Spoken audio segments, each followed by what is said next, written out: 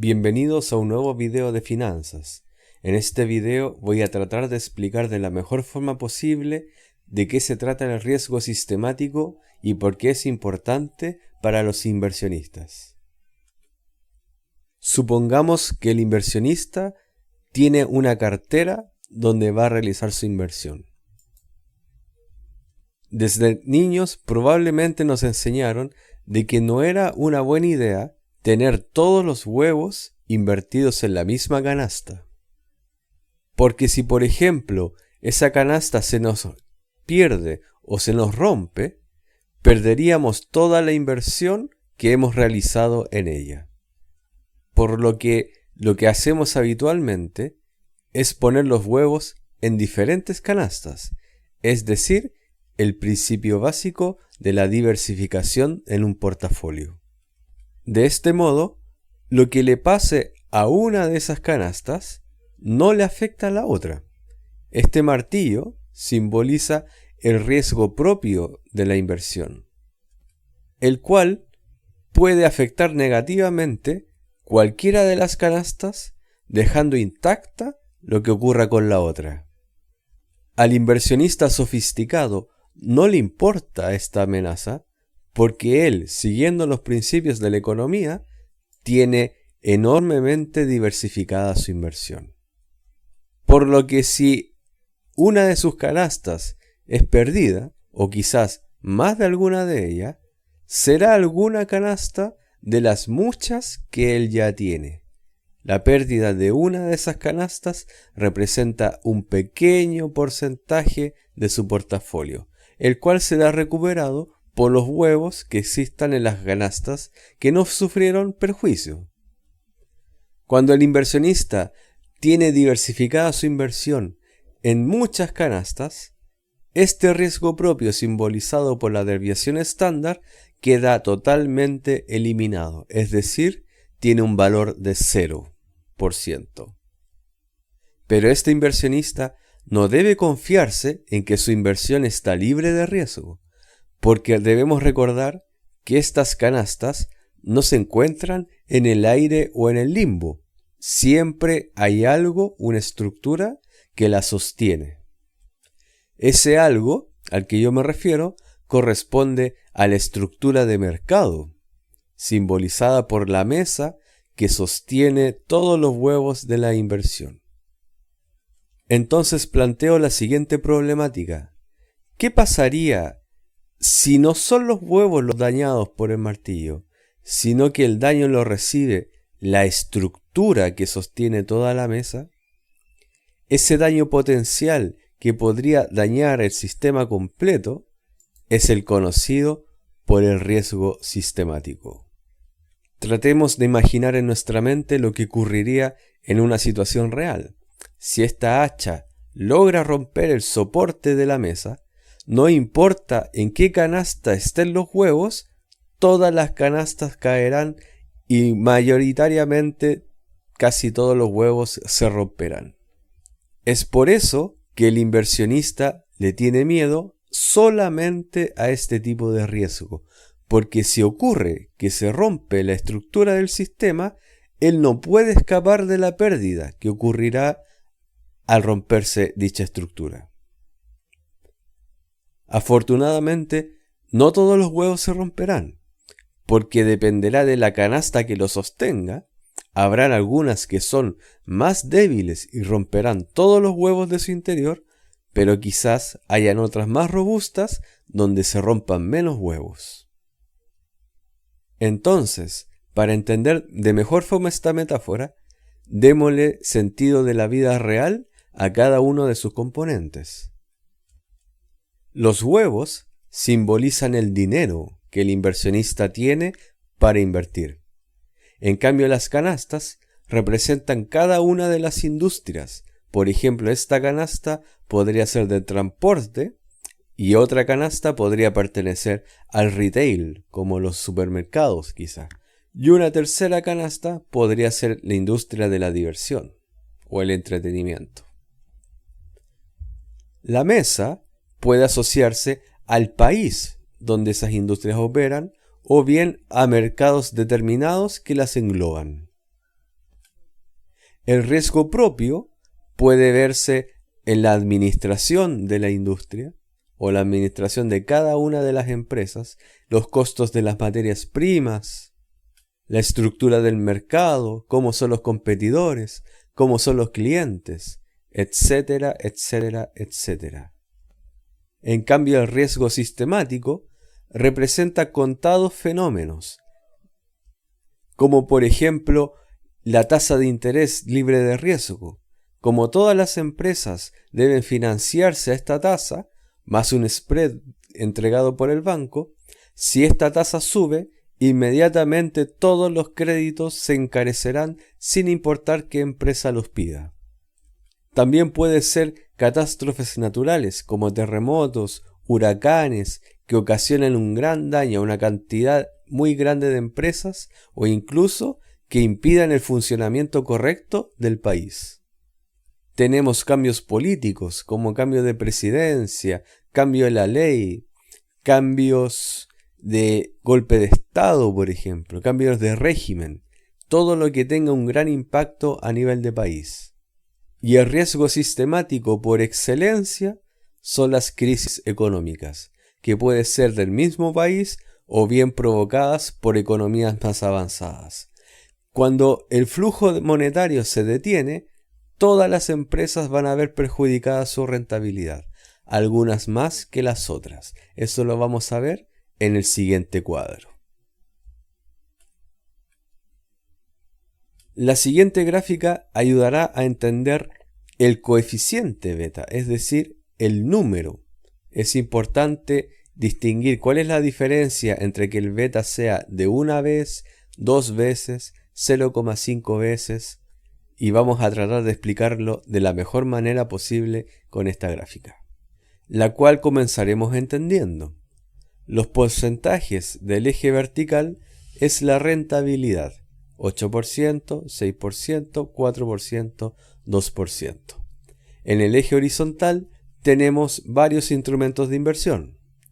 De acuerdo al modelo KPM, cuyo beta alimenta de manera directa, siempre debemos considerar la inversión libre de riesgo, que siempre tendrá un beta de 0 porque el sistema no lo afecta.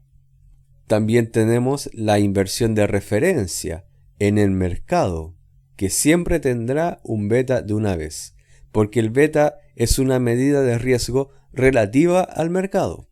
Por lo tanto, el riesgo del mercado, que es 1, es la base para medir los demás betas. Y he seleccionado arbitrariamente 3 industrias que me han parecido interesantes para mostrar en este análisis.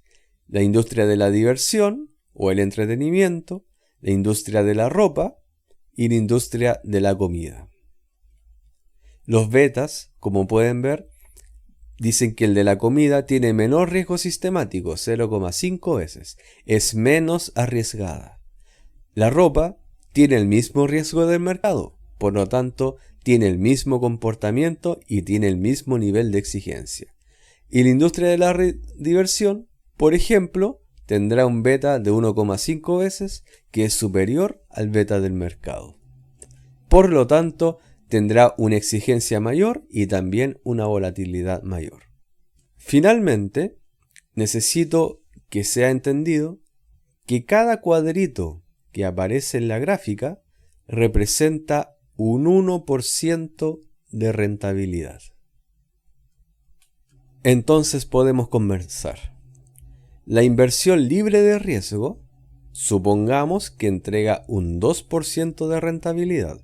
Este 2% puede verse siguiendo la línea donde topa con la inversión o bien contando que hay 2 cuadrados. 1% más 1% es igual a 2% de rentabilidad que no tiene ningún riesgo sistemático. Después tenemos la inversión del mercado, que tiene una rentabilidad del 6%. Seguimos la línea donde toca con el 6%, o bien contamos que tiene 6 cuadrados de 1% cada uno.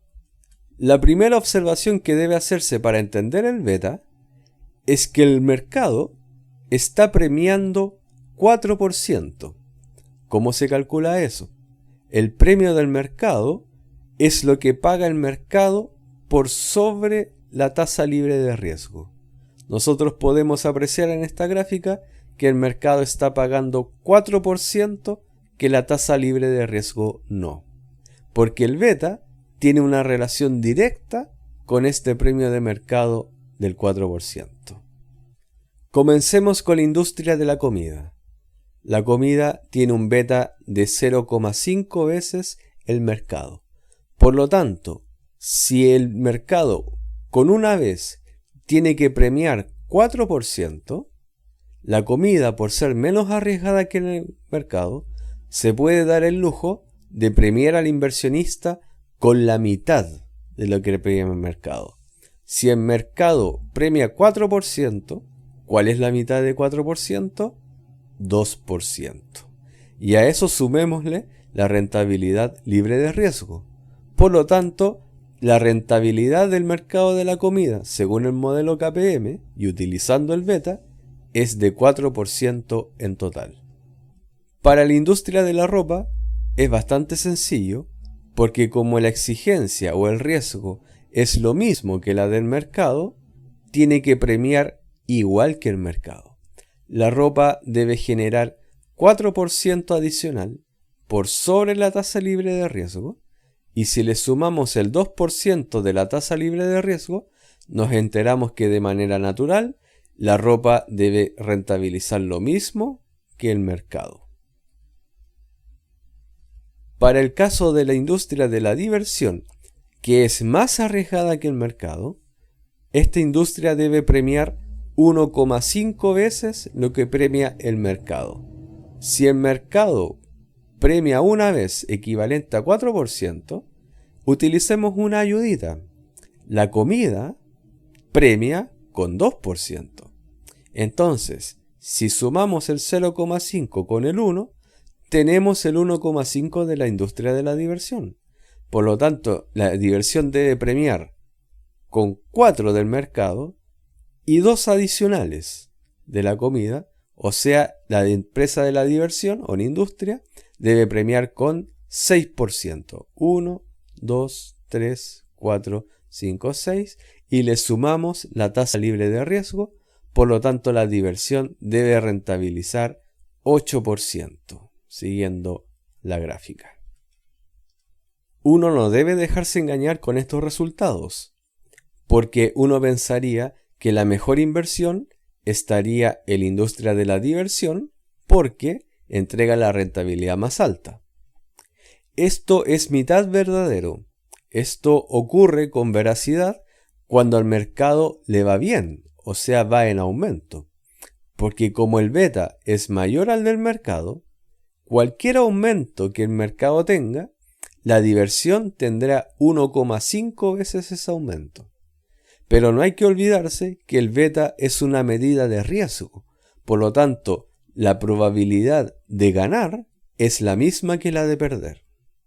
O sea, que si por ejemplo hay una crisis económica y el mercado baja su rentabilidad, la industria más afectada será la de la diversión. La industria de la comida no se ve muy atractiva porque tiene una baja exigencia de rentabilidad, pero esa baja exigencia se traduce en un escudo.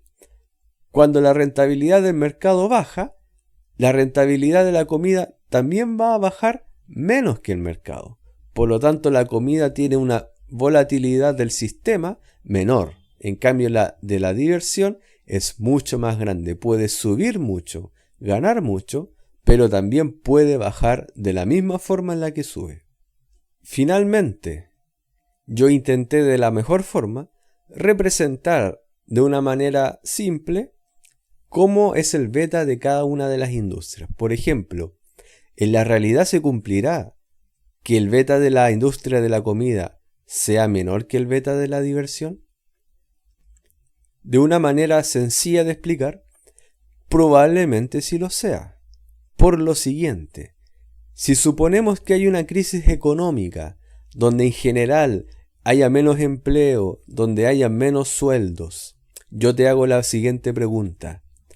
¿Tú dejarás de comer comida? ¿Dejarás de ir a comprar tu almuerzo, tu desayuno diario?